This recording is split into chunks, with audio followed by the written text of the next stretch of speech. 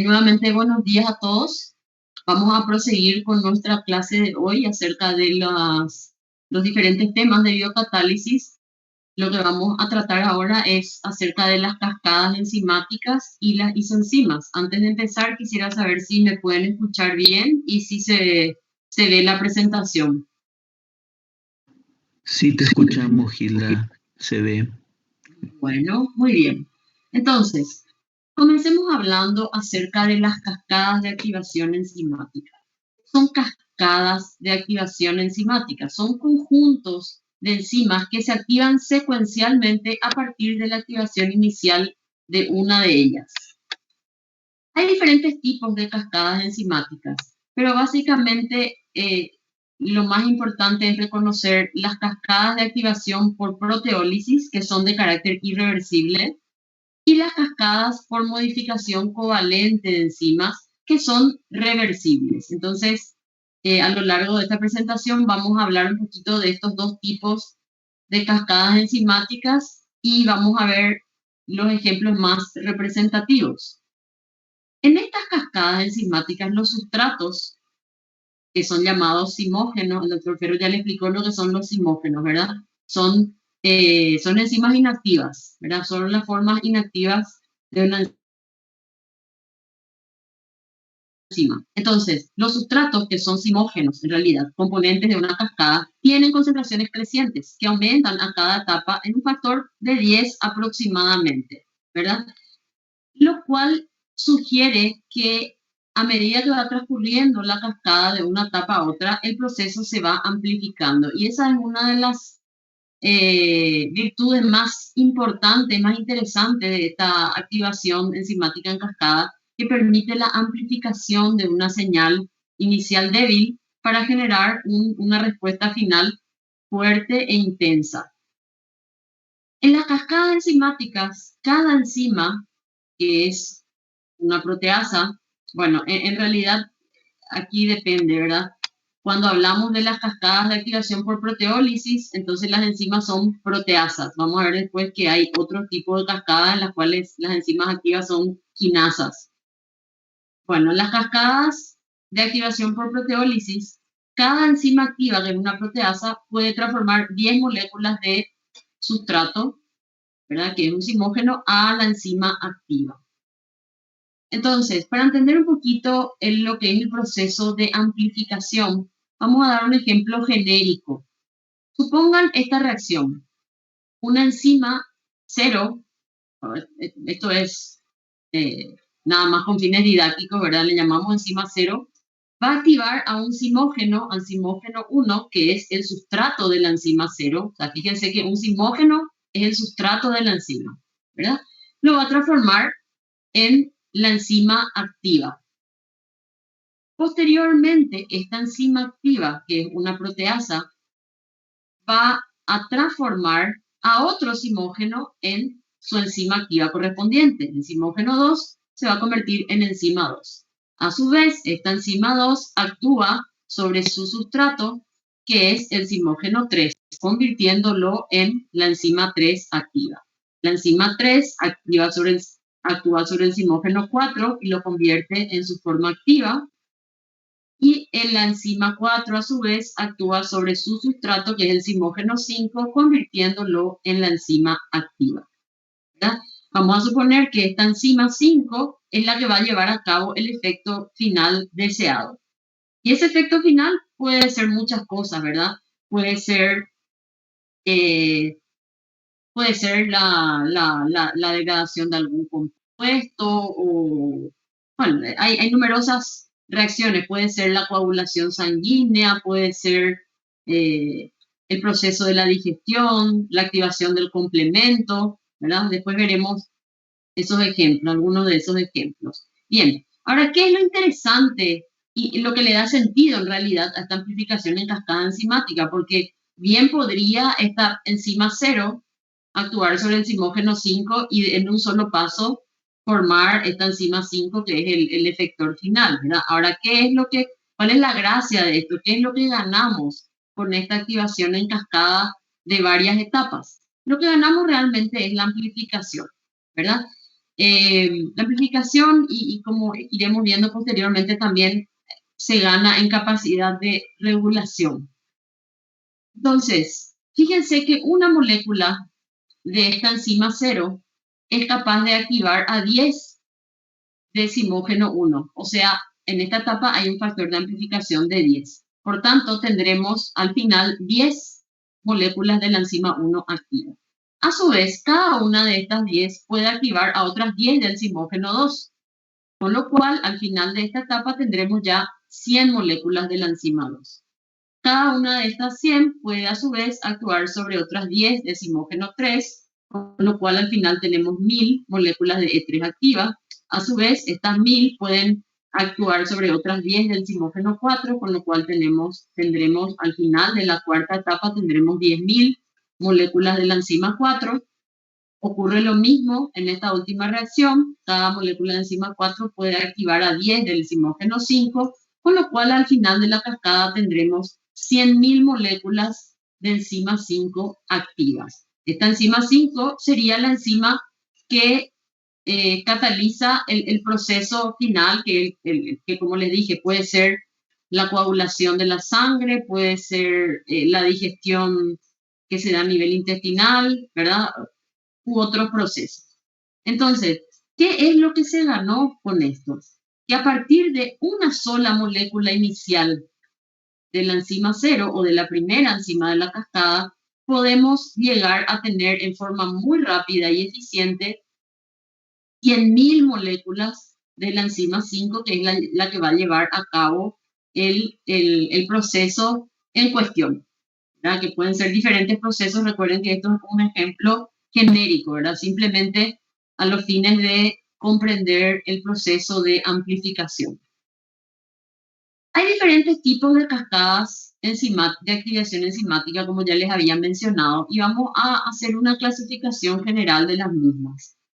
En primer lugar, tenemos, como ya decíamos, las cascadas de activación irreversible de decimógenos por proteólisis. Recordemos que la proteólisis es un tipo de modificación post-traduccional, ¿verdad? Que en muchos casos, proteólisis parcial estamos hablando, ¿verdad? Porque si es proteólisis total, no puede haber activación. Proteólisis total es degradación. Acá estamos hablando de proteólisis parcial y selectiva, ¿verdad? Que permite la proteólisis como mecanismo de activación, lo que hace es permite que el zimógeno, que tiene una conformación ¿el zimógeno qué es?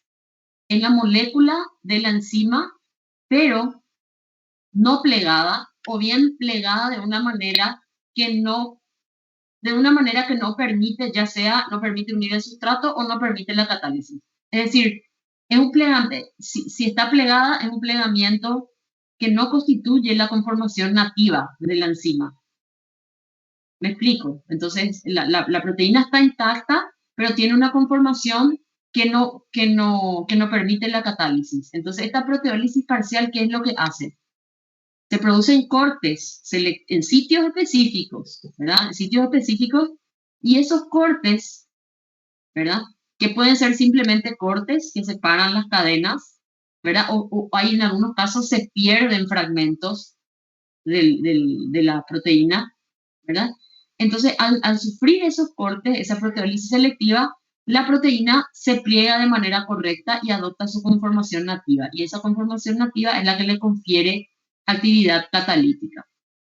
Bien, entonces, en las cascadas de activación irreversible de zimógenos por proteólisis, y tenemos las cascadas por modificación covalente reversible de enzimas. Estas son básicamente cascadas que implican reacciones de fosforilación, desfosforilación.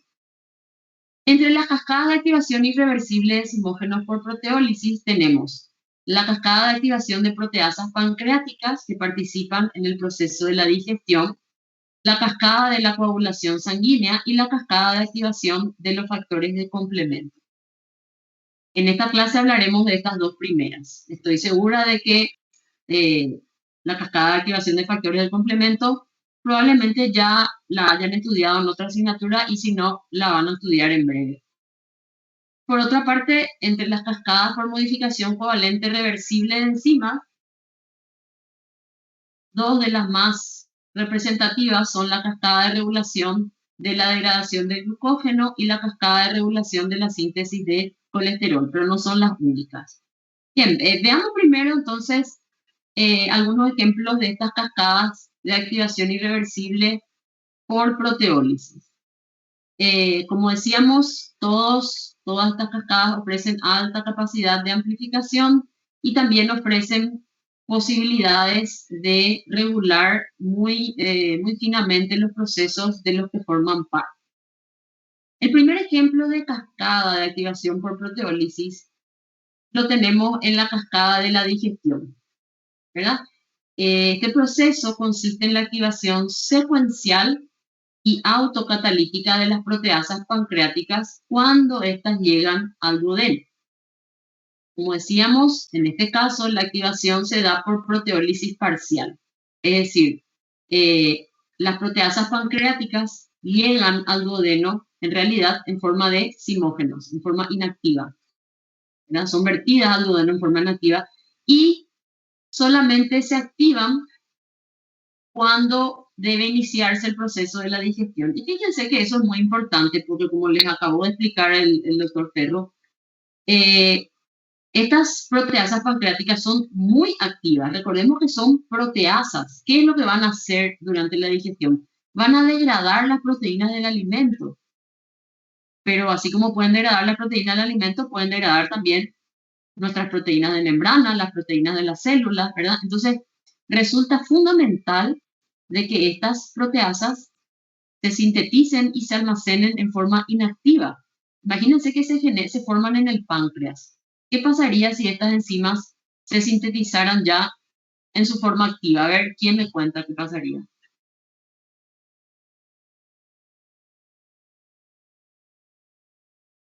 A ver, ¿están ahí? Van a degradar las propias proteínas del lugar donde se sintetizan. Claro, son proteasas muy potentes. La mayoría de ellas son serinproteasas, como vamos a ver enseguida. Las serinproteasas son enzimas muy poderosas, ¿verdad? Entonces, lo que ocurriría es que empezarían a degradar las proteínas del páncreas. De hecho, habrán escuchado hablar de la pancreatitis aguda, ¿verdad? La pancreatitis aguda justamente se da por una activación prematura o indebida de los zimógenos pancreáticos. Es decir, zimógenos que deberían activarse recién en el duodeno se activan en el páncreas, ya sea por un traumatismo, bueno, por diversos motivos, ¿verdad? Pero estas se deben activar recién cuando llegan al duodeno. Esta activación se da por proteólisis parcial selectiva. Como ya le estuvo explicando el profesor, las proteasas digestivas poseen diferentes sitios de unión al sustrato, que es lo que les confiere su selectividad. Vamos a ver que, bueno, a ver, tenemos la tripsina, la quinotripsina y la lactasa. Bueno, estas tres serinproteasas digestivas son, o sea, como le dije, son serinproteasas, las tres, es decir, tienen el mismo mecanismo de catálisis, por tanto, tienen el mismo sitio catalítico, ¿verdad? Esa triada catalítica de la cual estuvieron hablando en la primera parte de la clase. Entonces, obviamente, aquí no hay selectividad de reacción o especificidad de reacción. Lo que hay es especificidad de reconocimiento al sustrato. ¿Qué es lo que le da la especificidad entonces a estas proteasas pancreáticas? No es el mecanismo catalítico, sino el sitio de unión al sustrato, es decir, el sustrato sobre el cual actúan. Ahora bien, cuando decimos que tienen diferentes sustratos, en realidad todas tienen como sustrato a las proteínas, ¿verdad? Pero dentro de la proteína reconocemos como sustrato al enlace peptídico que se va a romper. Son proteasas, van a hidrolizar enlaces peptídicos, ¿verdad? Entonces, dentro de su enorme sustrato, que es otra proteína, reconocemos como sustrato al sitio específico que se va a hidrolizar. Es decir, el enlace peptídico específico que va a ser reconocido e hidrolizado. Entonces, por ejemplo, la tripsina reconoce enlaces peptídicos que involucran a residuos de aminoácidos básicos como lisina y arginina. La quimiotripsina reconoce y se une a enlaces peptídicos que involucran aminoácidos neutros y voluminosos. Y la lactasa reconoce solo glicina, ¿verdad? Esta especificidad de unión a diferentes enlaces peptídicos se atribuye justamente a las características estéricas y electrónicas del sitio de unión, de la cual ya han hablado previamente. La proteólisis de la cascada de la digestión es autolimitante e irreversible. Y esto es irreversible porque obviamente los enlaces peptídicos que se hidrolizan no se pueden volver a sintetizar. O sea, esto se repone solamente por síntesis de una nueva proteína que requiere todo el proceso de traducción en los ribosomas. Entonces es irreversible y es autolimitante porque llega a un final hasta que todas sufren ya la proteólisis y después se inactivan. Y esto también es muy importante porque si es que estas enzimas quedan ahí activas, pueden empezar a degradar las proteínas del tubo digestivo, ¿verdad? O sea, entonces es muy importante que el proceso se regule. Bien, aquí tenemos en un esquema los simógenos de serinproteasas pancreáticas, que son el tripsinógeno, el quimiotripsinógeno y la proelastasa. Estas tres son simógenos de serinproteasas. Y después tenemos también otra proteasa, pero que no es serinproteasa, que es una metaloproteasa, que es la procarboxipeptidasa, que también se secreta en forma de simógeno. O sea, esto de los simógenos no es algo exclusivo de las serinproteasas. Bien, ¿cómo se inicia el proceso? Entonces, estas enzimas son vertidas en forma de los cubos pancreáticos, digamos, en su forma inactivas como simógenos. La señal inicial de activación es la liberación de la enteropeptidasa por las células del duodeno, y esta enteropeptidasa produce un corte, o sea, unos cortes que transforman el tripsinógeno en su forma activa, que es la tripsina. La tripsina es una potente serinproteasa que va a desencadenar la proteólisis de otros simógenos. Pero además, la propia tripsina se activa a sí misma, es decir, la tripsina puede autoactivarse, por eso es autocatalítica esta cascada, ¿verdad? Entonces, la tripsina en sí es capaz de transformar más tripsinógeno en tripsina. Hay como una retroalimentación positiva, lo cual hace que en realidad se genere con mucha rapidez grandes cantidades de tripsina. La tripsina, en su forma activa, puede actuar sobre el quimiotripsinógeno, convirtiéndolo en pi-quimiotripsina, que es una de las formas activas de la quimiotripsina.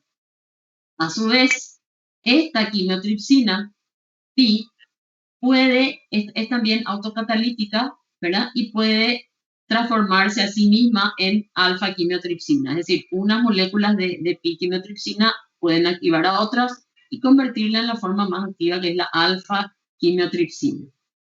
A su vez, la tripsina también puede transformar la procarboxipeptidasa en carboxipeptidasa y la proelastasa en elastasa. Entonces, de esta manera, la activación inicial del tripsinógeno por la enteropeptidasa desencadena toda esta serie de reacciones de activación que produce todas las proteasas pancreáticas en sus formas activas que van a llevar a cabo el proceso de la digestión de proteínas. Como no nos da el tiempo para entrar en todos los detalles, va a haber un video complementario a esta explicación, y en el video van a poder ver ustedes con más detalle qué implica la transformación del tripsinógeno en tripsina y qué implica, o sea, qué reacciones están implicadas en la conversión de quimiotripsinógeno en quimiotripsina. Entonces, en el video van a encontrar más detalles sobre esta cascada de activación.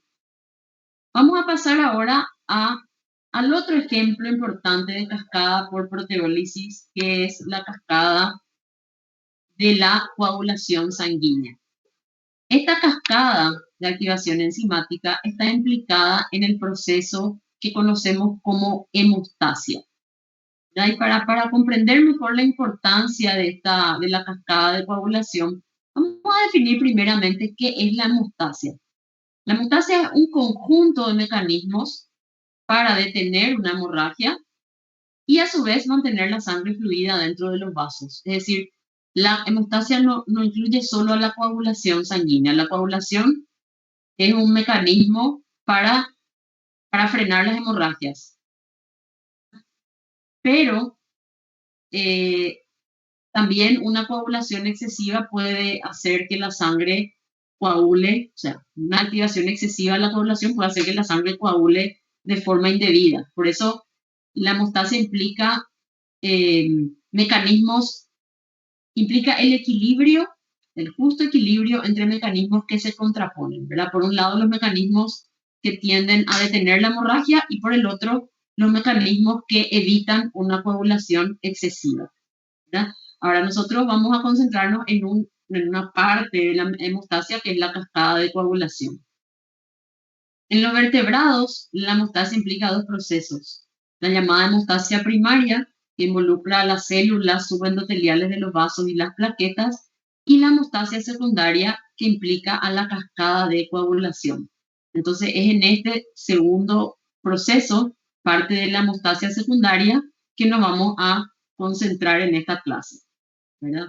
De hecho, bueno, el capítulo de hemostasia es un capítulo muy importante que seguro, si no lo dieron aún, lo van a dar en fisiología y lo van a ver seguramente repetidas veces a lo largo de la carrera, dada su gran importancia. Pero recuerden que la cascada de coagulación es solamente uno de los mecanismos que hacen al conjunto de mecanismos que componen lo que llamamos hemostasia.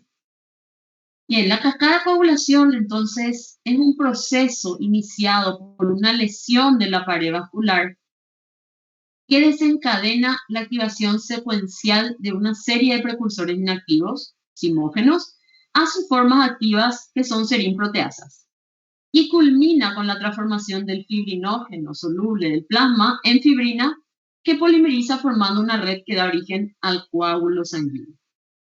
¿Sí? Entonces, es un proceso de activación enzimática en cascada que se inicia con una lesión en la pared vascular. Esta lesión desencadena la activación secuencial de los simógenos a sus formas activas, que son enzimas de tipo serinproteasa en su gran mayoría. Y el proceso termina con la transformación de fibrinógeno en fibrina. La fibrina es la proteína estructural del coágulo. Por supuesto, este proceso permite o contribuye a detener las hemorragias. Una vez que ha sido reparada la lesión, porque el coágulo lo único que hace es detener temporalmente la hemorragia porque tapona el sitio de la lesión, ¿verdad? Pero posteriormente deben activarse diversos mecanismos de reparación que van, digamos, cerrando el, el, el endotelio y las diferentes capas del vaso sanguíneo para reparar la lesión, ¿verdad? Pero en tanto duren esos mecanismos de reparación, entonces el coágulo se mantiene. Ahora, cuando la lesión ya ha sido reparada, este coágulo se hace innecesario y por tanto el coágulo de fibrina es hidrolizado por un proceso denominado fibrinólisis. Cuando estudien, no lo vamos a ver ahora, pero van a recordar que la fibrinólisis también es un proceso de activación enzimática en cascada. Por eso les decía que nosotros vamos a ver solo algunos ejemplos, pero no son los únicos. La mayoría de los componentes de la cascada de coagulación, que son conocidos tradicionalmente con el nombre de factores de coagulación, son proteínas de síntesis hepática, vertidas al plasma en sus formas inactivas. Así como decíamos para los simógenos de la digestión, también los simógenos de la coagulación, o sea, también las proteínas de la coagulación son vertidas en forma de simógenos. Salen del hígado en forma de simógenos y se activan en el plasma, pero salen del hígado en forma de simógenos y circulan en forma de simógenos. Solamente se activan ante una lesión, ¿verdad?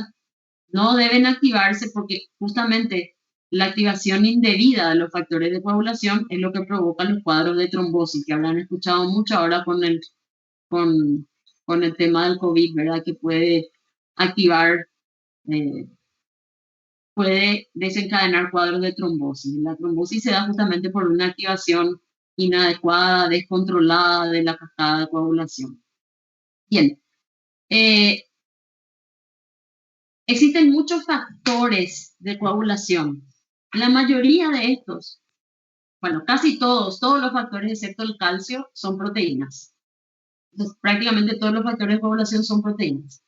De estas proteínas, la mayoría son enzimas, o sea, son proteínas con actividad enzimática, y de estas enzimas casi todas son zimógenos de serin-proteasa. Es decir, la cascada de coagulación es un ejemplo brillante de la importancia de la serin-proteasa. Por eso el profesor Perro dedicó un tiempo importante en la primera parte de la clase hablando de la serin-proteasa y sus mecanismos, porque las serin-proteasas en realidad están implicadas en procesos muy importantes, como la digestión, la coagulación, la activación del complemento y otros procesos.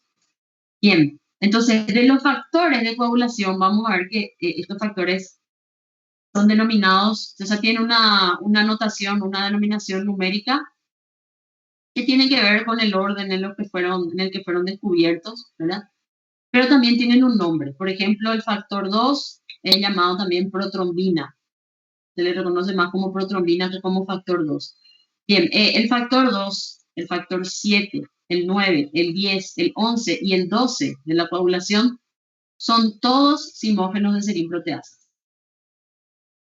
La activación de los factores de coagulación es una vía autocatalítica en cascada, donde cada factor, que es un zimógeno, al activarse se convierte en una serin-proteasa activa, que a su vez activa al siguiente por proteólisis parcial, ¿verdad?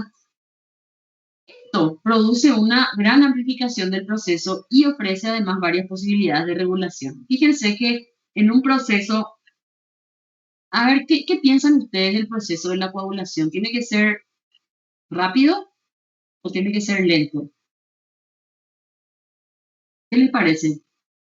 Rápido. Tiene que ser muy rápido. Tiene que ser muy rápido. Ustedes imagínense que nos hacemos una herida, un corte, ¿verdad? Si la sangre no coagula, ¿qué va a pasar? O sea, la reparación de la lesión es muy lenta, es un proceso lento que va a llevar días, no sé, días, semanas. Ustedes van a saber eso mejor que yo porque estudiaron histología recientemente, ¿verdad? Pero la forma más rápida de parar, de detener la hemorragia, es mediante la coagulación. Entonces tiene que ser un proceso rápido. Y no solamente tiene que ser rápido, tiene que ser fácilmente amplificable, de tal manera que sea a partir de una señal débil, pueda formarse una gran cantidad de estos factores de coagulación de manera a que el coágulo sea lo suficientemente grande o importante como para cerrar o taponar el sitio de la lesión. Entonces, vamos a ver ahora con un esquema animado en qué consiste la cascada de coagulación sanguínea. En primer lugar, vamos a ir nombrando y van a ir apareciendo los factores de coagulación de tal manera que ya los vayan conociendo. En primer lugar, tenemos al fibrinógeno, que es el precursor de la proteína estructural del coágulo. El fibrinógeno, a pesar de que por su nombre pareciera ser un zimógeno, no es un zimógeno porque la fibrina no es una enzima. Es una proteína estructural, es soluble. Tenemos después, ahí vamos a ir poniendo con diferentes colores. Vamos a ver que las enzimas de tipo serin-proteasa van a estar todas en este color, no sé, un color salmón, ¿verdad? Entonces, entre los factores que son serin-proteasas tenemos a la protrombina o factor 2. Después van a ir apareciendo por orden numérico. Fibrinógeno es el factor 1, la protrombina es el factor 2. Después tenemos el factor 5, el factor 7, el factor 8, el factor 9, el 10, el 11, el 12 y el factor 13. Bueno, fíjense que aparecen en cualquier parte porque vamos a ver después que van a formar parte de la cascada. Entre todos estos factores que hemos mencionado, todos estos son proteínas, todos. Aquí no está el calcio es el único que no es una proteína, ¿verdad? A su vez, todos, excepto fibrinógeno 5 y 8, todos estos son enzimas, son proteínas con actividad enzimática, y de estas con actividad enzimática, todas estas son serinproteasas, todas las que están de este color salmón, ¿verdad? La única enzima que no es serinproteasa es el factor 13, que es una transglutaminasa. Entonces, ¿cómo transcurre el proceso de activación en cascada? Todo el proceso se inicia con una lesión. Es decir, el endotelio vascular es una superficie anticoagulante. Un proceso, o sea, es como un aislante el endotelio vascular. Entonces, por eso es que los factores de coagulación pueden circular en forma de decimógeno y no activarse en forma prematura, porque están aislados del resto de los tejidos. O sea, el endotelio le separa del resto de los tejidos. Y es importante entender esto porque por fuera del endotelio, o sea, lo que sería el subendotelio, es el subendotelio rico en colágeno.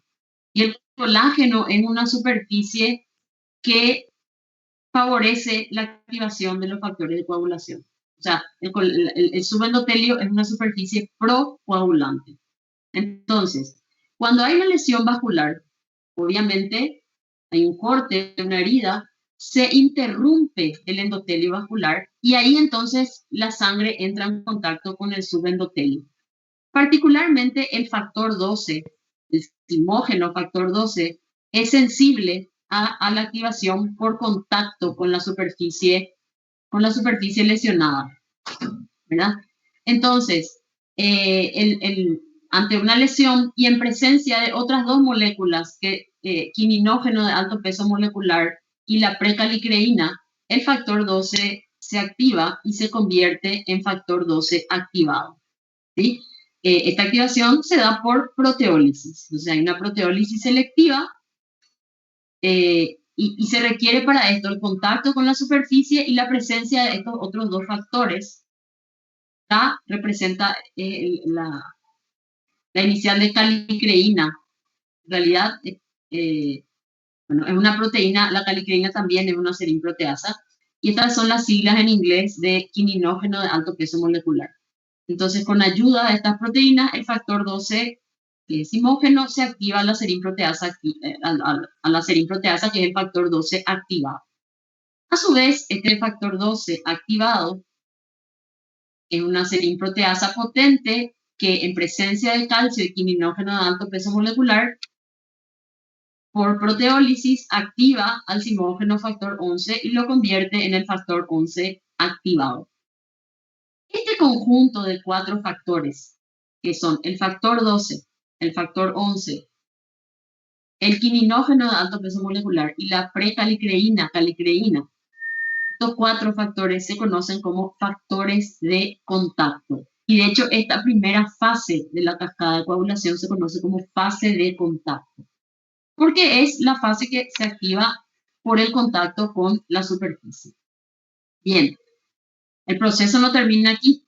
El factor 11, que es una serinproteasa, provoca la activación del factor 9 a su forma activa, el factor 9 activado. A su vez, el factor 9, con ayuda del factor 8 activado, en presencia de calcio y fosfolípido plaquetario, provoca la activación del factor 10, que también es un zimógeno y lo convierte en el factor 10 activado. Fíjense entonces que en esta etapa se requiere de la acción del factor 9 activado, que es una serinproteasa, el factor 8 activado. El factor 8 es el cofactor del factor 9. Entre paréntesis, el factor 8 se conoce como factor antihemofílico porque es el que está deficiente en los pacientes que tienen la hemofilia A. El factor 9 es el que está deficiente en los pacientes con hemofilia de tipo B. Bien, entonces, el factor 9, que es la serinproteasa, con ayuda del factor 8 activo, que es su cofactor, En presencia de calcio, por eso el calcio es tan importante para la coagulación, y fosfolípido plaquetario, es decir, esta reacción ocurre en la superficie de la plaqueta, todo este complejo lleva a cabo la activación del simógeno factor 10 y lo convierte en factor 10 activo.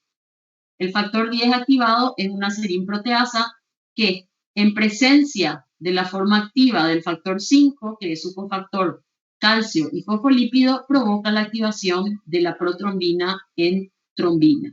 La trombina es la serinproteasa más potente de la coagulación. La protrombina es el factor 2. ¿Sí? La trombina entonces es el factor 2 activado. ¿Por qué en algunos casos se le nombra por un número, en otros casos por un nombre? En realidad, no lo vamos a ver ahora, pero ustedes lo van a estudiar en algún momento. Todos los factores de coagulación tienen una asignación numérica y un nombre. A algunos de ellos se les conoce más por el número y a otros más por el nombre, ¿verdad? Por ejemplo, la protrombina y la trombina se le conocen como tales y no como factor 2, ¿verdad? Bueno, la trombina, como les dije, es la protagonista principal de la coagulación. Es una serinproteasa muy potente cuya acción consiste en transformar el fibrinógeno en fibrina. El fibrinógeno, como decíamos, es una proteína soluble del plasma que cuando sufre la acción de la trombina, que cuando hablamos de la acción de la trombina, recuerden que todas estas reacciones que estamos viendo son reacciones de proteólisis. No estamos hablando de serinproteasas, son proteasas y realizan enlaces peptídicos. Entonces, por proteólisis parcial, el fibrinógeno se convierte en fibrina, ¿verdad? La fibrina, o sea, al sufrir proteólisis, el fibrinógeno pierde unos fragmentos que se denominan fibrinopéptidos y se convierte en fibrina. Y la fibrina tiende a polimerizar, formando entonces una proteína insoluble que va a constituir la red del coágulo sanguíneo. Este proceso puede también iniciarse por otra vía, por otro mecanismo. La lesión de un vaso sanguíneo también libera o expone una proteína de membrana que se conoce como factor tisular. Este factor tisular permite la activación de otro simógeno de serinproteasa, que es el factor 7, y lo convierte en el factor 7 activado. El factor 7 activado, al igual que el 12, el 11, el 9, el 10 y la trombina, es también una serinproteasa que en presencia del factor tisular puede activar al factor 10 y convertirlo en factor 10 activado. Por tanto, llegado a este punto, podemos ver que la activación del factor 10, que es la serinproteasa que transforma la protrombina en trombina, puede darse por dos vías independientes. La que se muestra del lado izquierdo es lo que se conoce como la vía intrínseca de la coagulación. Y la que se inicia con la activación del factor 7 es conocida como vía extrínseca de la coagulación. Estos son nombres históricos en realidad que se le dieron porque se consideraba que la vía intrínseca, estaba dada por, que la sangre tenía en sí misma todos los elementos necesarios para que se desencadene la vía intrínseca. En cambio, la vía extrínseca requería de la presencia de un factor externo, ¿verdad? Pero hoy en día sabemos que estas vías en realidad no están totalmente separadas, sino que están interconectadas entre sí. Bien, entonces, la vía intrínseca es la que comienza con la activación del factor 12 por contacto y la vía extrínseca es la que se inicia con la activación del factor 7. Ambas convergen en la activación del factor 10, el cual va a transformar la protrombina en trombina y esta trombina va a convertir el fibrinógeno en fibrina. Entonces, a partir de la acción del factor 10, es decir, de la activación de la protrombina para formar trombina, es lo que se conoce como la vía común de la coagulación sanguínea. Este proceso no termina aquí. Como les dije, las vías están interconectadas. No vamos a estudiar todos los detalles porque eso requeriría horas, ¿verdad? Pero sí les quiero comentar que la trombina, como les dije, es la protagonista del proceso de coagulación. La trombina no solamente va a transformar el fibrinógeno en fibrina, también es capaz de activar a otras proteínas. La trombina es el activador natural de los factores 5 y 8. El factor 5 es el factor 5 activado es el cofactor del factor 10 y el factor 8 activado es el cofactor del 9, ¿verdad? Entonces, como podrán darse cuenta, esta vía se retroalimenta, ¿verdad? Porque una formación inicial de pequeñas cantidades de trombina potencia la vía intrínseca que hace que se formen mayores cantidades de trombina. La trombina, a su vez, es también capaz de activar al factor 13 y convertirlo en factor 13 activado. El factor 13 activado es una transglutaminasa que produce interacciones cruzadas entre las moléculas de fibrina que han polimerizado para formar la fibrina entrecruzada. La fibrina que se forma inicialmente es una fibrina, digamos que no está entrecruzada, está polimerizada pero no está entrecruzada. Entonces, este coágulo inicial que se forma es un coágulo débil, se le llama coágulo blando. Luego de que la fibrina sufre estos entrecruzamientos, el coágulo se compacta y se hace mucho más resistente, es lo que se llama el coágulo duro, ¿verdad? Entonces, bueno, con esto completamos entonces lo que es el segundo ejemplo de activación proteolítica en cascada de serin proteasas. Antes de pasar, quisiera saber si entendió este proceso, si hay alguna duda, alguna pregunta.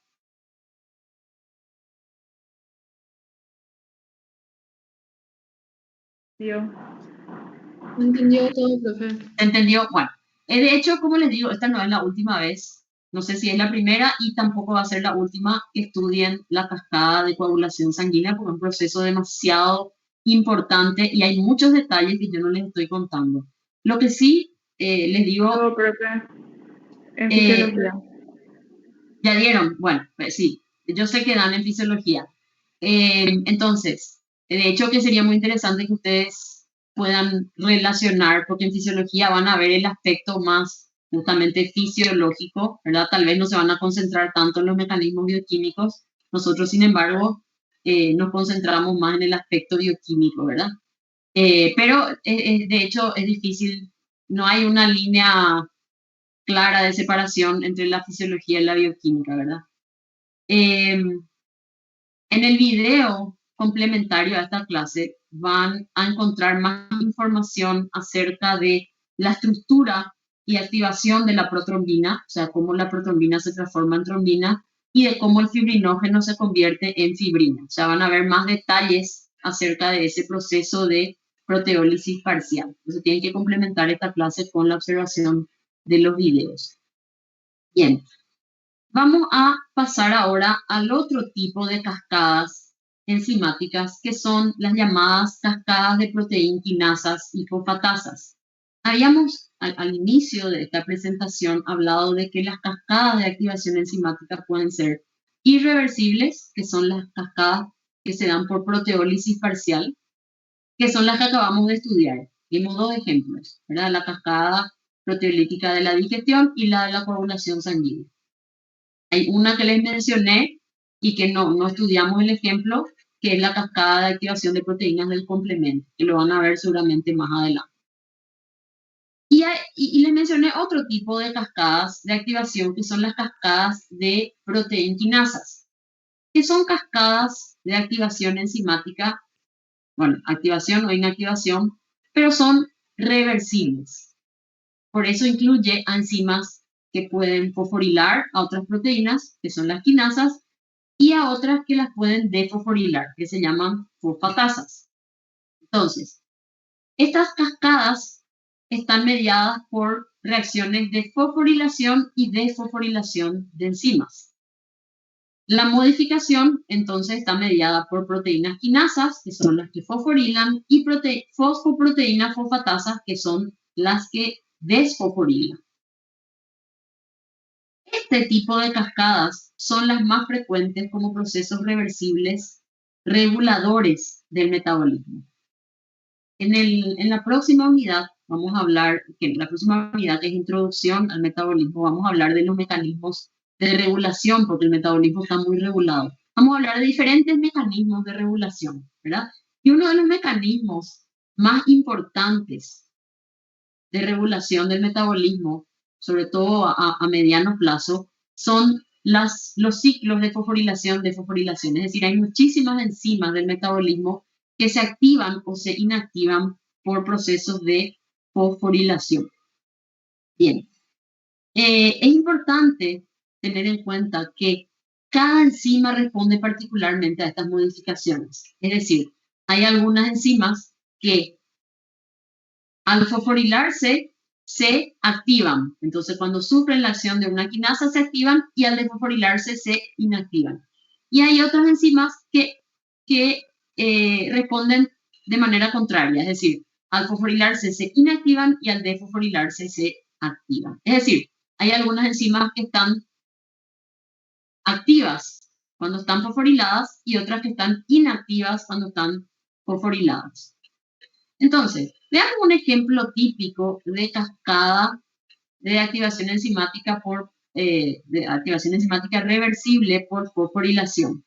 Y esto es el ejemplo más, el prototipo de este tipo de cascada, es el de la activación de la enzima que degrada el glucógeno, que es la glucógeno fosforilasa. Entonces, en este esquema que vamos a ver con algunas animaciones, se presenta lo que sucede en el hepatocito cuando el receptor de membrana, ¿verdad?, se une a una señal externa que es la norepinefrina, ¿verdad? Vamos a ver primero cuáles son los componentes de esta cascada de activación. Tenemos el glucógeno, ¿verdad?, que es el polisacárido de reserva. Esta cascada, esta activación se va a dar cuando el organismo necesita glucosa. Es decir, el objetivo de esto que vamos a ver es activar la glucógeno fosforilasa para que pueda degradar el glucógeno y el hepatocito pueda liberar glucosa a la circulación sanguínea. O sea, ¿en qué condiciones, en qué situaciones se va a desencadenar este proceso? Generalmente cuando hay hipoglicemia o durante el ejercicio intenso o ante una situación de estrés. Entonces, ¿qué es lo que sucede? La epinefrina, perdón, yo le dije no era epinefrina, la epinefrina es una hormona que se libera en esas situaciones, ¿verdad?, de hipoglicemia, ejercicio, estrés, y cuando la epinefrina se une a su receptor que se encuentra en la membrana del hepatocito, la unión, o sea, la formación de este complejo epinefrina-receptor provoca la activación de una proteína llamada proteína G que se encuentra en la membrana, inserta en la membrana. Sobre esto vamos a hablar más en el siguiente capítulo con más detalle, ¿verdad?, de cómo de qué es la proteína G y sus procesos de activación. Pero la cuestión es que la unión de la epinefrina al receptor activa a un tipo de proteína G, que es la proteína G estimuladora. La activación de esta proteína G provoca a su vez la activación de un efector, de una enzima efectora llamada adenilato ciclasa. Cuando esta enzima adenilato ciclasa se activa, convierte el ATP en AMP cíclico, ¿sí? Entonces la adenilato ciclasa, como les dije, de todo esto vamos a hablar con más detalle en la siguiente unidad. La cuestión es que la adenilato ciclasa tiene la capacidad de convertir el ATP en AMP cíclico. El AMP cíclico es un segundo mensajero que actúa como activador alostérico de una proteína quinasa llamada proteína quinasa A. Justamente recibe este nombre porque hay muchas proteínas quinasa en la célula, pero esta proteína quinasa es activada por AMP cíclico, por eso se llama proteína quinasa A. Entonces, el AMP cíclico activa alostéricamente a la proteína quinasa A y la convierte en su forma activa, proteína quinasa A activa. Como su nombre dice, esta proteína es una quinasa y una quinasa es una enzima que fosforila a otras proteínas, ¿verdad? Particularmente fosforila en residuos de serina y treonina. Eso ya estudiamos, los residuos que se pueden fosforilar. Entonces, la proteína quinasa A va a fosforilar a otra quinasa que se llama fosforilasa B quinasa. ¿Por qué se llama así? Y porque es la enzima que va a fosforilar a la fosforilasa, a la glucógeno fosforilasa. Parece un trabalengua. Entonces, la proteína quinasa A fosforila y activa a la fosforilasa quinasa. Esta fosforilasa quinasa, a su vez, es también una quinasa. Entonces, cuando la fosforilasa quinasa es activada por la proteína quinasa A, entonces se vuelve activa. Y esta fosforilasa quinasa ahora fosforila y activa a la glucógeno fosforilasa. La glucógeno fosforilasa, ojo, la glucógeno fosforilasa ya no es una quinasa. La glucógeno fosforilasa es la enzima que lleva a cabo la degradación del glucógeno en moléculas de glucosa 1-fosfato. Posteriormente, esta glucosa 1-fosfato, después de muchos pasos, bueno, no muchos en realidad, de algunas reacciones, da lugar a la formación de glucosa libre que puede salir del hepatocito a la circulación. Entonces, en resumen, ¿qué es lo que permitió toda esta serie de procesos que, como les dije, más adelante vamos a verlo? De esto vamos a volver a hablar en la unidad siguiente, la parte de activación, de transducción de señales. También cuando hablemos de metabolismo del glucógeno vamos a volver a tocar este tema. Por eso lo importante ahora es recalcar la importancia de la activación enzimática en cascada, ¿verdad? Entonces, de la activación enzimática en cascadas reversibles de fosforilación, ¿verdad? Entonces, ¿qué es lo que se logró con esto? El objetivo era que el hepatocito libere glucosa a la circulación sanguínea, lo cual requería la degradación del glucógeno por parte de la glucógeno fosforilasa. Pero normalmente la glucógeno fosforilasa estaría inactiva en forma de glucógeno fosforilasa B, desfosforilada. Entonces, ante una señal, ante una situación de hipoglicemia, estrés, ejercicio, se libera epinefrina. Y la epinefrina, a través de este sistema de transducción de señales, provoca la formación del AMP cíclico, que es el segundo mensajero, que el AMP cíclico es el que activa inicialmente esta cascada de quinasas. Esta es la cascada de quinasa en realidad, las que están en color celeste. Y esta activación enzimática en cascada lleva finalmente a la degradación del glucógeno y la liberación de glucosa a la circulación. Así como mencionamos para las otras cascadas, en esta también tenemos el proceso de amplificación, ¿verdad? Que con X moléculas de epinefrina que se unen a su receptor, se van a activar X moléculas de proteína G. Aquí se amplifica por 20, ¿verdad? Se generan por cada proteína G que activa a la adenina ciclasa, se generan 20 moléculas de AMP cíclico. A su vez, cada una de ellas activa a varias moléculas de proteína quinasa A. Cada proteína quinasa A puede activar a otras tantas de fosforilasa B y estas a otras de glucógeno fosforilasa, con lo cual finalmente se libera una gran cantidad de moléculas de glucosa a la circulación. Entonces, al igual que lo mencionáramos para la cascada de coagulación sanguínea, este proceso también tiene que ser rápido y muy eficiente. ¿Por qué? Porque el organismo no puede tolerar por mucho tiempo una situación de hipoglicemia, ¿verdad? Entonces, al detectarse hipoglicemia, rápidamente se liberan las hormonas contrarreguladoras, que son epinefrina, glucagón, en algunos casos incluso cortisol, ¿verdad? Que van a llevar a la activación de diversos procesos que liberen glucosa en la circulación sanguínea, ¿verdad? Entre estos, uno de ellos, el más importante, es la glucogenólisis hepática. Bien, no sé si hay alguna pregunta respecto a esto, porque tenemos que ir terminando, pero nos falta hablar de un tema que es el de isoenzimas. ¿Alguien quiere preguntar algo? ¿Quedó todo claro? Sí, profe, quedó todo claro. Bueno, muy bien. Entonces, hablemos un poquito ahora de las isoenzimas. Esto, aclaro que no tiene nada que ver con lo anterior, es otro tema. Las isoenzimas son formas moleculares múltiples de una enzima que difieren en una o más propiedades, pero catalizan la misma reacción. Estas diferencias que presentan, las diferencias de propiedades, responden a ciertas diferencias en su estructura química. Es decir, hay diferencias estructurales que se traducen en diferencias funcionales, pero catalizan la misma reacción.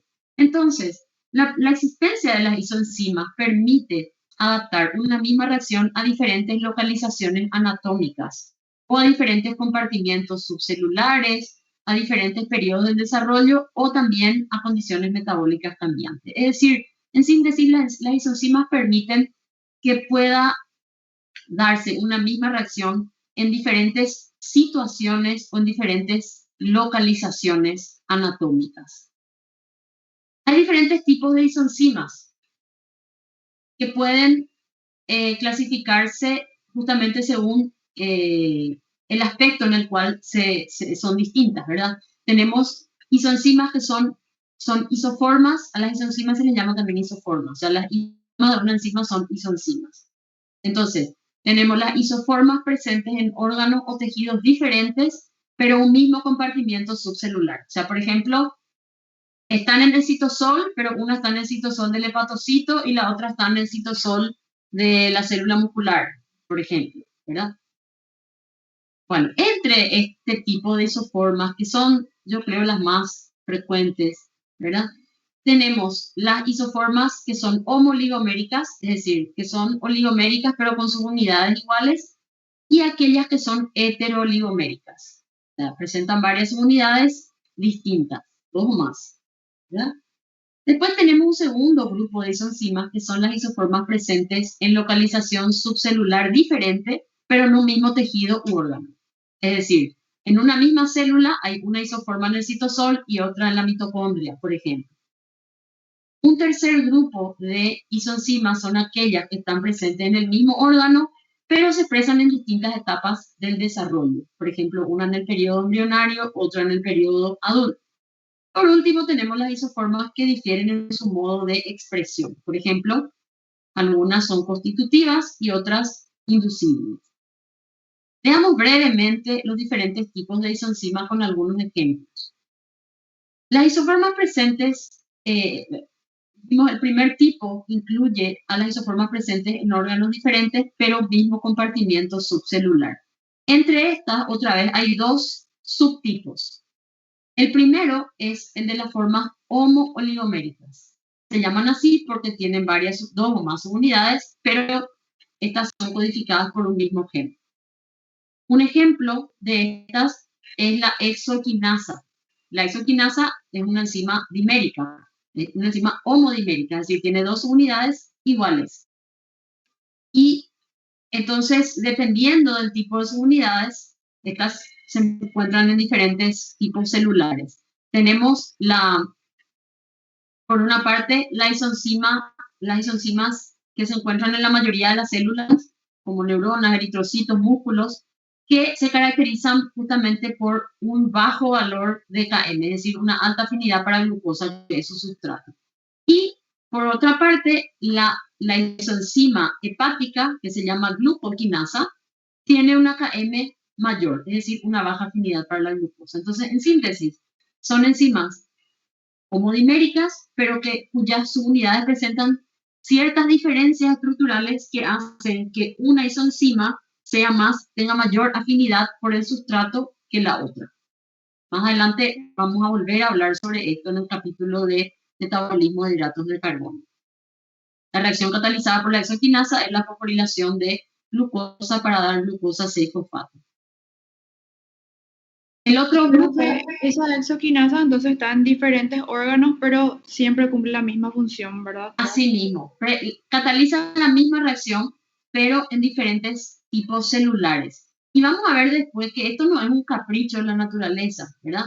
Más adelante vamos a estudiar que justamente el hecho de que el hepatocito tenga una isoenzima diferente a la de las otras células es lo que permite que el hígado pueda cumplir a cabalidad con su rol de regulador de la glicemia, ¿verdad? Que el hígado pueda almacenar glucosa cuando esta está en exceso y liberarla cuando está deficiente, ¿verdad? Pero de eso hablaremos más adelante. O sea, es muy importante esto de las isoenzimas y las diferencias de las isoenzimas porque tienen mucha importancia biológica. El otro subtipo de las isoenzimas que están en un mismo compartimiento y diferentes tipos celulares es el de las formas heteroligoméricas, cuyas unidades son codificadas por genes diferentes porque son distintas. Y las diferentes combinaciones de estas unidades pueden generar isoenzimas distintas. El ejemplo más típico de este tipo son las isoenzimas de la LDH o lactato deshidrogenasa, que no sé si ya dieron isoenzimas en laboratorio, ya hablaron de la LDH de laboratorio. Bueno, si no lo vieron todavía lo van a ver en breve, ¿verdad? Son la LDH, por ejemplo, una enzima citosólica, ¿verdad? Pero sus isoenzimas varían entre sí de acuerdo a la combinación, a las diferentes combinaciones de dos tipos diferentes de sus unidades. Se generan entonces isoenzimas distintas que están en diferentes órganos. Lo mismo ocurre con la creatina quinasa, que también tiene una importancia clínica. Las dos tienen gran relevancia clínica. El tipo 2 de isoenzima son las isoformas presentes en compartimientos celulares diferentes, pero en un mismo órgano. Son formas monoméricas codificadas por genes separados. Un ejemplo típico de este grupo es la aspartato aminotransferasa o AST, antiguamente llamada GOT, transaminasa glutámica oxalacética. Existen dos variantes de esta enzima, la citosólica o AST citosólica y la mitocondrial. Como verán cuando den esta parte en el laboratorio, van a ver que esta enzima, la GOT o AST, tiene también una gran relevancia, una gran importancia como aplicación en el diagnóstico clínico. Esta enzima es una transaminasa, justamente el profesor les habló de las transaminasas recientemente. Cataliza la transaminación entre aspartato y alfa-cetoglutarato para dar glutamato más oxaloacetato. El tipo 3 son isoformas diferentes presentes en el mismo órgano, pero que se expresan en diferentes etapas del desarrollo. Estas pueden deber sus diferencias a modificaciones post-traduccionales. Un ejemplo de este tipo es que, por ejemplo, en la etapa embrionaria, el músculo esquelético expresa la anolasa embrionaria de tipo hepático y la LDH es un tetrámero con dos tipos de subunidades. Entonces, uno de las isoenzimas es la H4, tiene 4 subunidades H. En la etapa adulta se expresa otro tipo de enolasa, la de tipo muscular y otro tipo de LDH, la LDH-M4. Entonces, están en el mismo compartimiento subcelular, en el mismo órgano, están en el mismo sitio, pero en diferentes tiempos, en diferentes etapas del desarrollo. Por último, tenemos las isoformas diferentes en su modo de expresión. Son isoenzimas que también, como decíamos, pueden estar en el mismo sitio, en el mismo organelo, en la misma célula, pero una es constitutiva, es decir, se expresa todo el tiempo, y otras son inducibles, es decir, se expresan solamente ante ciertas situaciones. Por ende, como se expresan en condiciones distintas, son codificadas también por genes distintos, ¿verdad?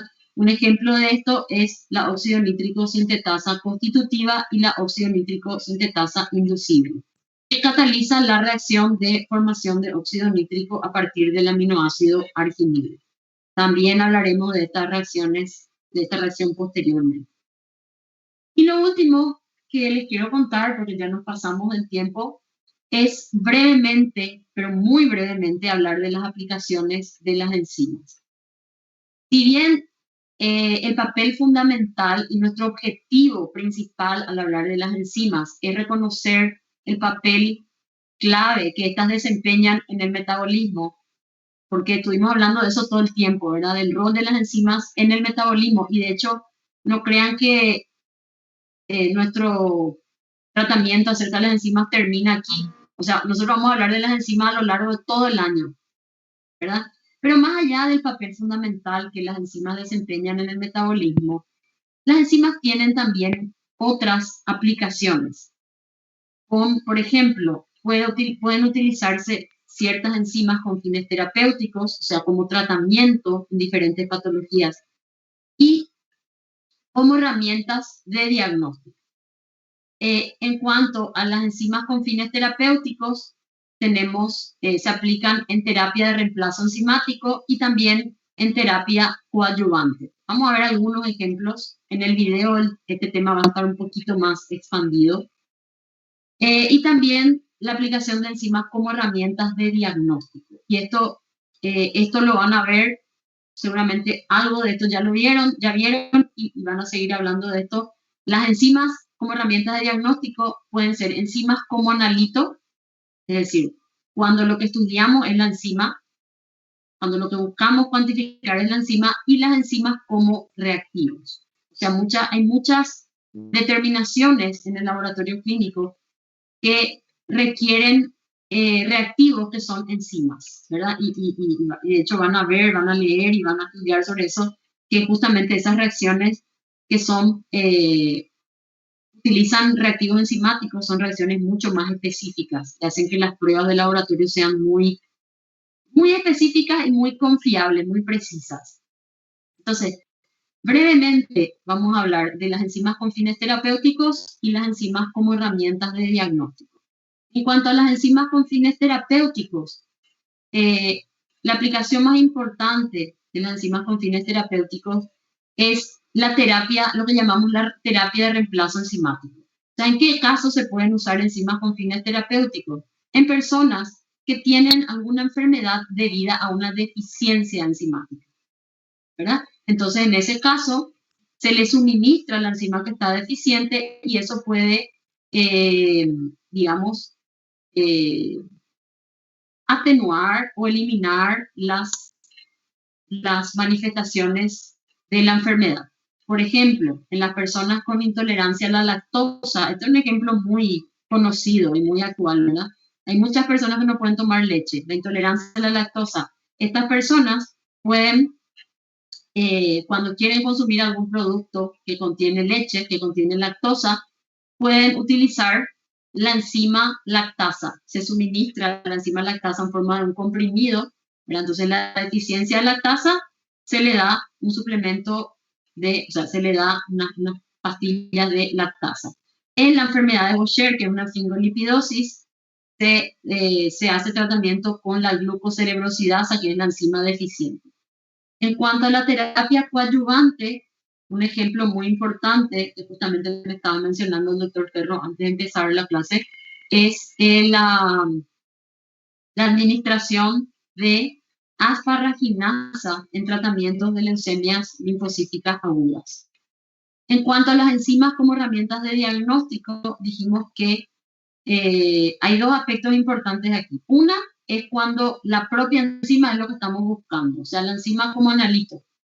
Esto se da cuando hacemos dosaje enzimático en suero o plasma. ¿Para qué hacemos esto? Porque la presencia de las enzimas, de ciertas enzimas en suero o plasma, puede ser un indicador de lesión en algún órgano o en algún tejido, ¿verdad? Por ejemplo, cuando hay infarto agudo, cuando sospecha de infarto agudo de miocardio, por ejemplo, se hace el estudio de la LDH, ¿verdad? O cuando hay algún problema muscular, o cuando hay problema hepático, se estudian la AST y ALT. Entonces, en este caso, la enzima es el analito, es lo que estamos buscando. Se aporta el sustrato y los cofactores en exceso para detectar y dosificar la presencia de la enzima en el plasma o en el suero. En otros casos, estamos buscando otra cosa. Por ejemplo, queremos detectar la presencia de virus HIV en el plasma de una persona y realizamos el ELISA. El ELISA, que es el enzima monoensayo, tiene como reactivo a una enzima, ¿verdad? Y así hay muchas pruebas laboratoriales que utilizan enzimas como reactivos. Cuando estudiamos la presencia de glucosa en orina, cuando usamos la tira de orina, que no sé si ya vieron, ¿verdad? Esa tira está impregnada de una enzima que se llama glucosa oxidasa para detectar la presencia de glucosa en orina. Muchas determinaciones laboratoriales tienen como reactivo a las enzimas. Bueno, y por último, entonces, en cuanto al dosaje de enzimas en suero, Vamos a pasar esto porque lo van a ver seguro en laboratorio. Aquí tenemos algunos ejemplos de enzimas con interés diagnóstico, ¿verdad? Como, esto es enzimas como analito. Entonces, las aminotransferasas que aparecen en enfermedades hepáticas, infarto agudo de miocardio, la creatina quinasa, que está presente en infarto agudo de miocardio o afecciones musculares, la fosfatasa alcalina en enfermedades hepáticas y óseas, la amilasa en pancreatitis, la fosfatasa ácida en enfermedades prostáticas, la lactato deshidrogenasa, que puede aumentar en el infarto agudo de miocardio y la anemia hemolítica, y otras. Aquí se ve una aplicación de las enzimas en el diagnóstico, particularmente de una patología que es el infarto agudo de miocardio.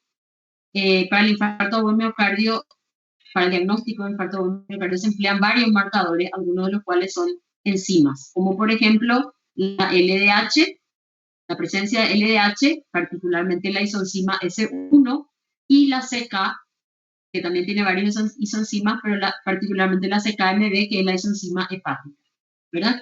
Y aparte de otros marcadores que no son enzimas, como la troponina y la mioglobina. Entonces podemos ver aquí como, por ejemplo, la CKMB empieza a aumentar ya precozmente en el infarto, ¿verdad? Y alcanza su valor máximo probablemente a las 24 horas más o menos del infarto y luego comienza a descender. En cuanto a la LDH, vemos que la aparición de la LDH es más tardía, alcanza su pico también más tardíamente y también desciende más lentamente, por lo cual la LDH puede constituirse en un marcador tardío del infarto agudo de miocardio. Esto nada más como un ejemplo, porque lo van a ver mucho mejor en laboratorio, pero como un ejemplo de la importancia, o sea, de las diferentes aplicaciones que pueden tener las enzimas en otros aspectos importantes de la medicina. Y con esto terminamos nuestra clase de hoy. Les agradezco por su presencia, por su paciencia y bueno, espero que se haya entendido la clase. Lastimosamente no tenemos más tiempo. Si hay alguna duda pueden plantearla el lunes.